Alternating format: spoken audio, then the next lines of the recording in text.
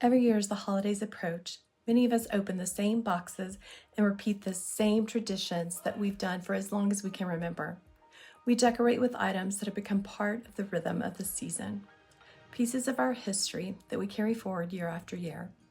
But last year, Christmas looked very different for me. I sat on the floor with boxes I had carried around for over 30 years, decorations that had followed me through seasons of joy, seasons of change, and seasons that were harder to revisit.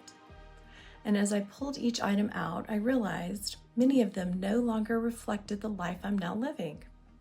Some pieces brought warmth, others felt heavy, sentimental in a way that hurt more than it helped. So I started clearing things out, not angrily, not dramatically, just quietly. It was my way of saying this chapter is done, and it's okay to let it be done. Then came the last 5 months. The wreck, the dreaded phone call that no one wants to get when you're told that a loved one has been in an accident and they're fighting for their life in the hospital. The days that followed blurred together.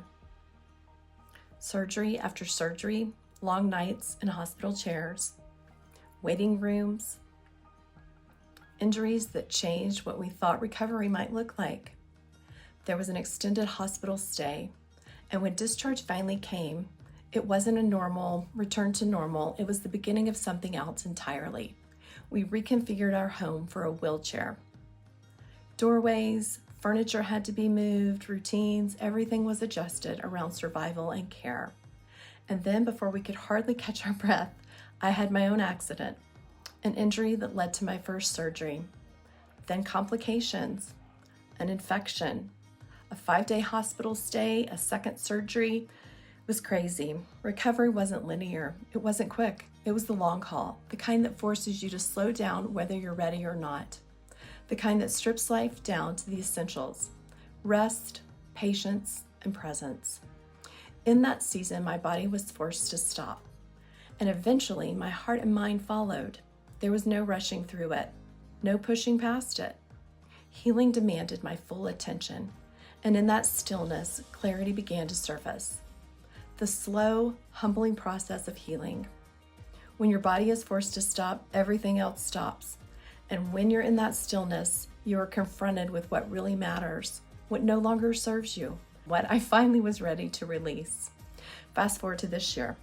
I began decorating again. I opened the box of my boys' ornaments, treasures from their childhood, and felt the familiar pull of the past. But instead of hanging them, I gently placed them back inside. Not out of sadness, but out of permission. Permission to create something new. A fresh tree, a fresh look, a fresh start. Now when I look at my tree, I see beauty without the sting. There is nothing on it that twists my heart or clouds my mind. The past is behind me, and the season of pain, healing, and reflection has brought me here, to this new sense of peace. I'm not where I thought I'd be, but I'm exactly where I need to be, and for that I'm grateful. And that brings me to the heart of today's message, Christmas Reimagined. I want to leave you with 3 questions to help you engage with your own season of reimagining. Question 1. What are you carrying that no longer fits? We all carry things, traditions, expectations, responsibilities, even memories that once meant everything, but now weigh differently. Ask yourself, what have I been carrying for years, maybe even decades, that no longer reflects who I am today? Sometimes the bravest act is setting something down. Question 2, what is your healing inviting you to see? Pain slows us down, often against our will, but in that stillness, things rise to the surface that we've ignored. Consider this. What truth has your own healing, whether physical, emotional, or spiritual, been trying to reveal to you? When we finally listen, clarity follows. And question 3, what new story wants to begin? Reimagining isn't about erasing the past. It's about making space for the next chapter. So ask yourself, if I gave myself permission to start fresh, what would that look like? A new tradition, a new mindset, a new tree, or simply a new way of just being present? As for me, reimagining Christmas has become a symbol of something larger. Letting go without fear, honoring the past without being defined by it, and welcoming whatever comes next with gratitude. My tree this year, it doesn't represent what was lost. It represents what remains and what's emerging.